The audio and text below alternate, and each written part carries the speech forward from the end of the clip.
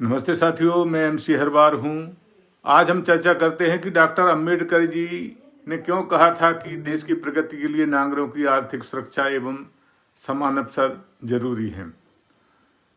Doctor Bhimrao Ambedkar को प्रायः सामाजिक न्याय और संविधान के संदर्भ में स्मरण किया जाता है, किंतु उनके आर्थिक विचार उतने ही गहरे, वैज्ञानिक और दूरदर्शी थे। वे यह भी भली भांति समझते थे कि केवल राजनीतिक स्वतंत्रता से समाज का वास्तविक उद्धार संभव नहीं है।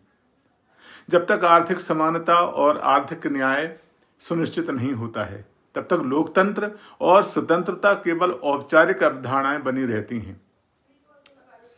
डॉक्टर अंबेडकर ने स्पष्ट कहा था कि मनुष्य का जीवन राजनीतिक अधिकारों से नहीं, बल्कि आर्थिक सुरक्षा और समान अवसरों से सुधरता है।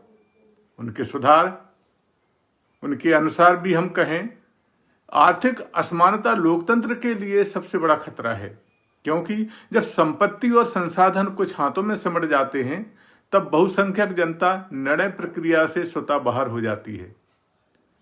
ऐसा लोकतंत्र केवल नाम का ही रह जाता है। उनकी दृष्टि में भारत की वास्तविक शक्ति उनके मजदूर और इस देश के किसान हैं। वे मानते थे कि जिस राष्ट्र की नींव श्रम पर टिकी हो, उसी के श्रमिक वर्ग को सबसे अधिक शोषित रखना न केवल अन्याय है, बल्कि आर्थिक आत्मघात भी है।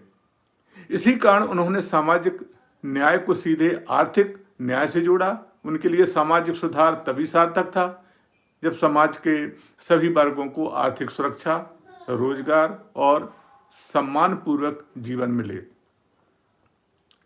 डॉक्टर अंबेडकर ने चेताया था कि यदि आर्थिक और सामाजिक समानता लागू नहीं की जाती है, तो भारतीय लोकतंत्र केवल कागजों पर जीवित रहेगा।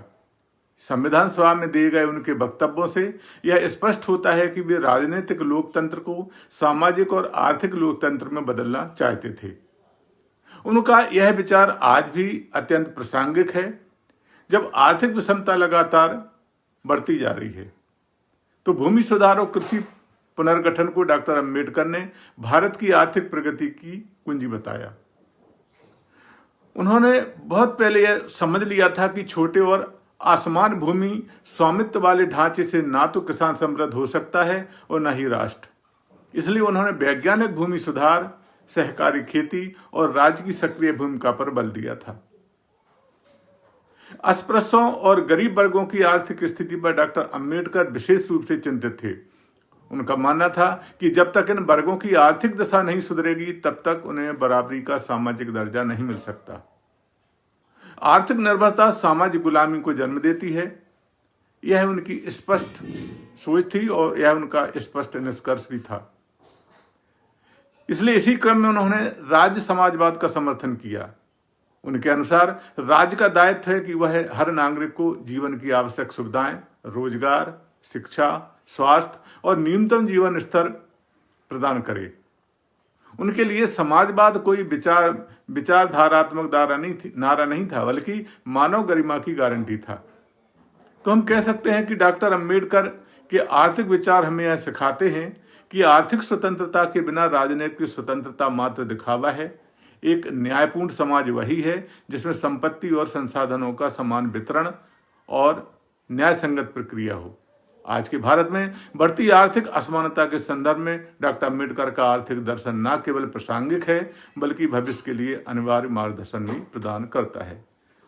तो साथियों, यही थी डॉक्टर अंबेडकर जी के आर्थिक स्वतंत्रता और समान न्याय की बात पे उनके विचारों का एक दर्शन था। हम जल्दी ही उनके नए विचारों को लेकर आपके समक्ष पुनः प्रस्तुत होंगे। यदि यह वीडियो आपको अच्छा लगा हो तो कृपया करके यह वीडियो शेयर करें, सब्सक्राइब करें, लाइक करें। हम जल्दी ही अगली विचारधारा के साथ बाबा साहब के दर्शन को लेकर पुनः उपस्थित होंगे। तब तक के लिए धन्यवाद, नमस्कार।